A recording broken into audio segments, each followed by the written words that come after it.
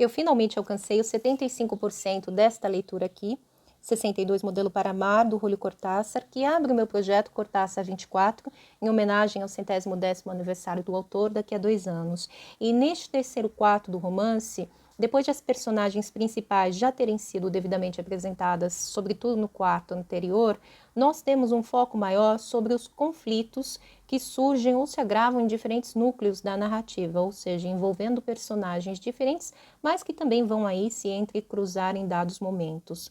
No começo desta sessão, nós acompanhamos a Célia e a Helena, que vão para o apartamento da Helena porque as duas estão tendo um dia bastante difícil. Aliás, eu aproveito aqui para avisar que talvez este vídeo tenha alguns spoilers a mais do que os anteriores. Bom, mas é pelo olhar da Célia que nós, leitores, descobrimos um pouco mais sobre quem talvez seja a Helena, essa personagem que é tão enigmática até para os próprios amigos, né? Ela mesma, aliás, em dadas cenas aqui, se coloca em autoobservação, por assim dizer.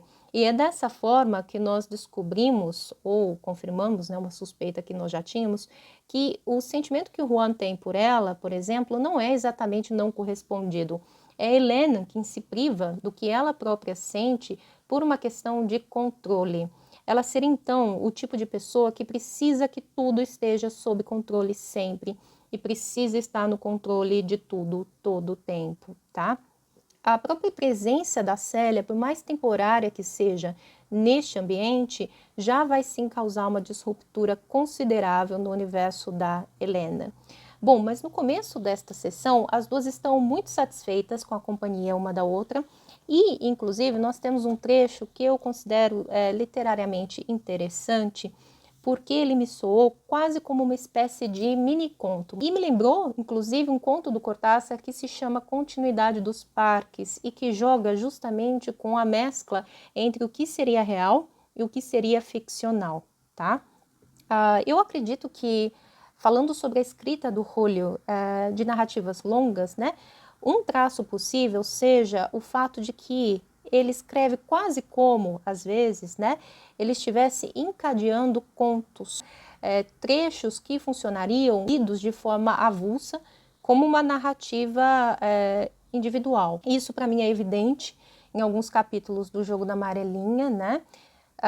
E também acontece aqui em 62. Esta passagem é mais curtinha e nesta edição aqui da Civilização Brasileira, ela se encontra entre as páginas 130 e 131. Não vou ler inteira, mas começa da seguinte forma. Estou cansada, murmurou Célia, escorregando na cadeira. A gente se sente bem aqui. É como antes do começo de um filme ou de um concerto. Aquele gato que ronrona no estômago, você sabe. Se quiser, teremos um concerto, disse Helena. Vamos para a sala, traz o bule do café.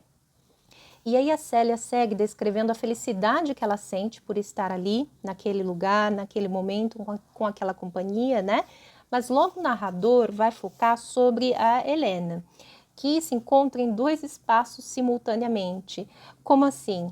Ela está, claro, na própria sala de estar, né? Mas também num lugar fantástico desta narrativa chamado A Cidade.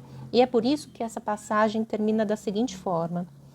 Mas Heleno já saberá, como sempre, que o elevador começou a escorregar horizontalmente por um dos vários cotovelos daquele zigue-zague que não surpreende ninguém na cidade. Aí eu pulo. Enquanto o elevador transpõe uma ponte invisível para a passageira Helene, né? Que agora segura o embrulho com as 2 mãos, recusando-se a pousá-lo no chão, como que obrigada a segurá-lo com as mãos enquanto seu peso aumenta insuportavelmente até o instante em que o elevador se abra no andar alto do hotel e Helene, com um suspiro de alívio, encoste o copo de conhaque na beira da mesa.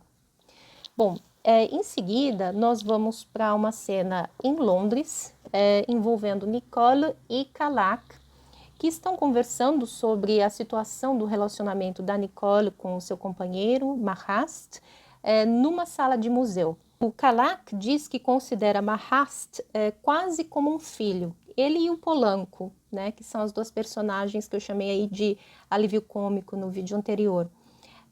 Então a gente descobre que os 2 são um pouco mais velhos, né, do que os demais amigos, provavelmente, né?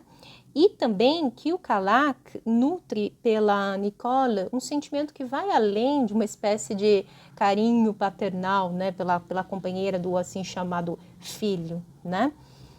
Então ele é mais uma personagem que entra aí nessa rede de relações e sentimentos bastante complicada, né, neste círculo de personagens, tá? E por que os dois estão neste museu, neste momento, né? Porque o Marast, companheiro da Helene, no quarto anterior, prega uma peça respondendo um anúncio de jornal e mencionando uma determinada tela deste museu, tá? Então aí a gente tem um elemento, de novo, né, de ludicidade bastante significativo no texto, que vai ter implicações aí para a narrativa, né? E o Marast faz isso também para fugir da dificuldade que ele está enfrentando com a companheira, né? Enfim, então o uso do humor como uma espécie de válvula de escape. E falando em humor, na passagem seguinte, nós temos a Tel e o Juan, que estão também num hotel em Viena, e continuam aí com a sua investigação que eu chamei de policial barra gótica, né, no vídeo anterior. Eles estão prestes, aliás, a desvendar a situação, né, que envolve uma senhora chamada Frau Marta e uma jovem, uma turista inglesa, que não é denominada. A hipótese deles é que a Frau Marta seria, pelo que eu entendi, uma espécie de vampiro. Então a gente vai de uma cena que é bastante cômica, né, assim, absurda, dos dois espiando, né, essas duas mulheres, para um momento de bastante tensão também, tá? Não fica claro exatamente o que estaria acontecendo ali para o leitor. Inclusive, o elemento do fantástico não é solucionado. A gente não sabe se, de fato, essa Frau Marta seria um vampiro, talvez, ou não, tá? A cena acaba sendo interrompida porque Juan e Tel vão para esse espaço fantástico da tal cidade, tá? Lá Tel se perde do Juan, mas ele quase se encontra com a Helena. E se eu não me engano, é aí o gancho que nos leva de volta para o apartamento da Helena, e lá também nós vamos ter uma cena muito tensa entre ela e a Célia, tá?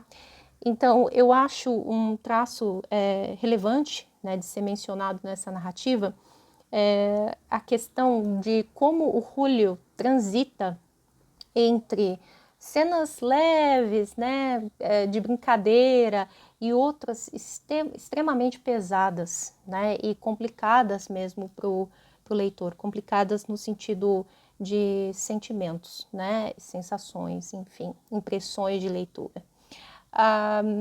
Falando nisso, nós temos um elemento neste texto que também já apareceu no quarto anterior e aparece aqui novamente e vai ter um significado na narrativa, que é uma tal boneca feita à mão, que também não deixa de ser uma espécie de peça, entre aspas, que o produtor delas, né, dessas bonecas, prega nas pessoas.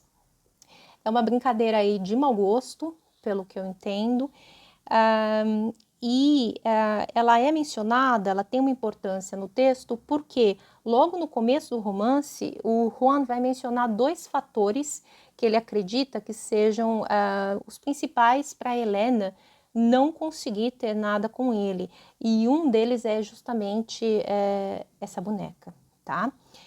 Enfim, e aí esse quarto do romance termina com o Marast conversando com a Tel, que vai para Londres, né, ao final do segundo quarto, e a gente não sabe muito bem se ele está falando com ela mesmo, se ele está falando com ela, mas na cabeça dele próprio, se ele escreveu para ela, porque a diagramação do texto às vezes lembra quase um poema, inclusive, né? E é um trecho muito tocante, nós descobrimos um pouco mais sobre o que acontece com o relacionamento dele com a Nicole, né? E, inclusive, nós temos um pouco mais aí de história, né, entre ele e Tel, também Mahast e Tel. O Mahast nos lembra de um detalhe que já tinha aparecido antes na narrativa, que é o fato de que a Tel sofreu uma espécie de trauma. Ela perdeu no passado alguém que era muito importante para ela. E, hipótese minha, talvez seja até por isso, né, que hoje em dia ela se tornou essa dinamarquesa louca, né? Essa mulher jovem que não quer se envolver afetivamente com ninguém, tá? Então, como eu disse já também anteriormente, nem tudo é tão simples quanto parece aqui neste romance, tá? E o Mahast termina com uma passagem que eu não vou ler dessa vez, porque seria também spoiler, mas muito bonita, que nesta edição da Civilização Brasileira está entre as páginas 186 e 187. E eu tenho uma leitura do finalzinho desse trecho, né, no perfil do Instagram aqui do projeto, em castelhano, né, no original, para quem tenha curiosidade de saber, né, como esse quarto do romance termina. Obrigada por acompanhar o vídeo até aqui e eu espero conseguir terminar o romance até este domingo, dia 2 de outubro.